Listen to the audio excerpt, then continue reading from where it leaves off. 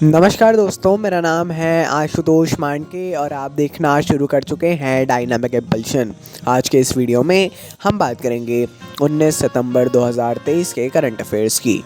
और अब जब आपने वीडियो के थंबनेल पर क्लिक करके वीडियो देखने की शुरुआत करी दी है तो अंत तक जुड़े रहिएगा हमारे साथ, क्योंकि आप सभी लोग जानते हैं कि ज्ञान को कभी भी अधूरा नहीं छोड़ना चाहिए, है ना।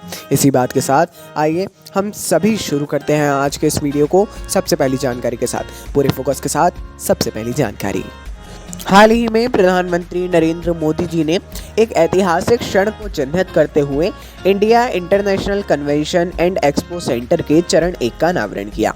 देखिए, यशोभूमि नाम दिया गया है इस सेंटर को। ये इंडिया का इंटरनेशनल कन्वेंशन और एक्सपो सेंटर है। 5,400 करोड़ रुपए की लागत से अत्याधुनिक सुविधा, वैश्विक स्तर पर बैठकों, प्रोत्साहनों, सम्मेलनों, प्रदर्शनियों को परिदृश्य करने के उद्देश्य से परिभाषित करने का वादा करता है।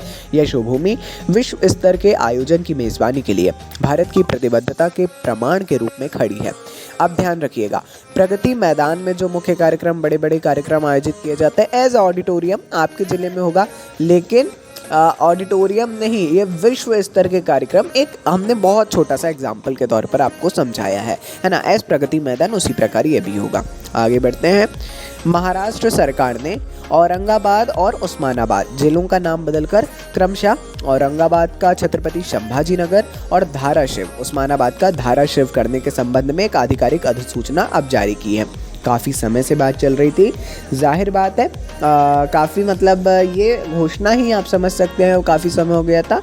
आधिकारिक अधिसूचना हाल ही में जारी की गई है। इसमें उपविभाजन, गांव, तालुका, जिले सहित विभिन्न स्तरों पर इनके नामों को बदलने के निर्णय को अंतिम रूप ले लिया गया है ना। मतलब अब ऑफिशियली औपचारिक तौर पर जैसे कहते हैं उस प्रकार अब हर एक और लेटर में, हर एक चीज़ में नाम बदला जाएगा। यह अधिसूचना राज्य के राजस्व विभाग द्वारा की गई है ना। ये एक ऐतिहासिक फैसला भी बताया जा रहा है। आइए आगे बढ़ते हैं। असम के राज्यपाल गुलाब चंद कटारिया ने राजभवन में आयोजित एक भव्य लॉन्च समारोह में सरपंच संवाद ऐप को हाल ही में लॉन्च किया है। देखिए, असम में सरपंच संवाद ऐप हाल ही में लॉन्च किया गया है।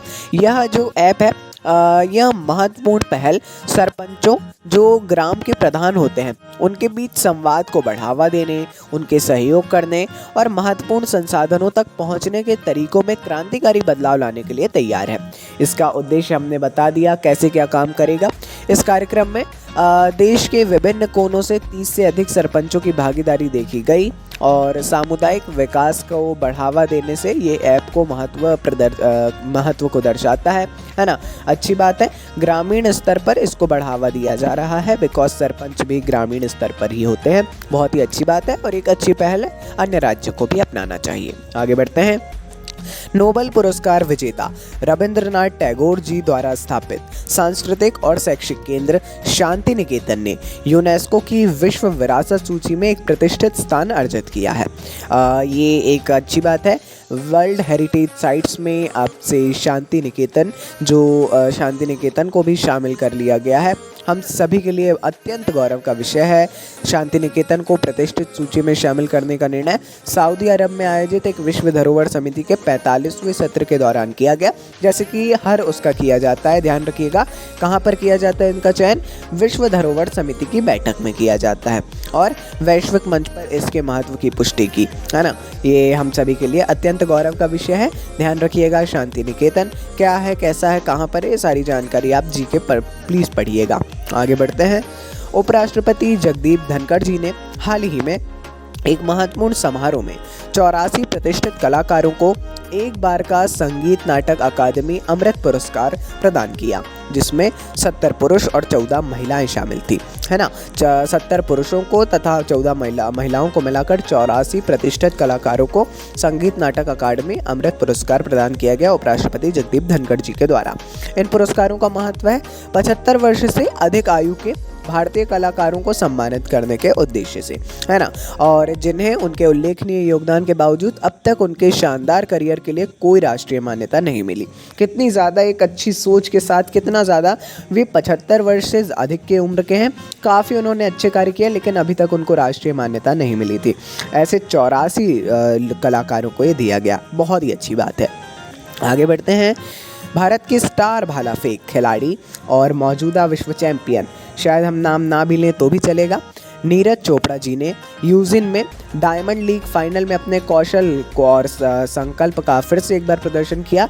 83.80 मीटर के उनके सर्वश्रेष्ठ थ्रो ने उन्हें यह प्रतिष्ठित प्रतियोगिता में दूसरा स्थान दिलवाया। उन्होंने दूसरा स्थान अर्जित किया है, जहां उन्होंने दुर्जय विरोधियों के खिलाफ एक उल्लेखनीय लड़ाई लड़ी।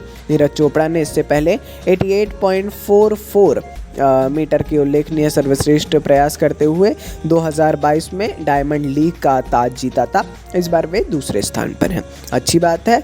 और ये हम सभी के लिए फिर से एक बार गौरव का विषय है, जैसे हर बार ये करते हैं हम सभी को गौरवान्वित। उसी प्रकार बहुत बहुत शुभकामनाएं नीरज चोपड़ा जी को। बाकी ये थी आज के इस वीडियो की अंतिम जानकारी। अपन मिलते हैं ऐसी ढेर सारी जानकारियों के साथ अगली वीडियो में। प्लीज़ सपोर्ट करिए हमें, है ना। और अपन मिलते हैं अगली वीडियो में। नमस्कार, डायनामिक इम्पल्शन।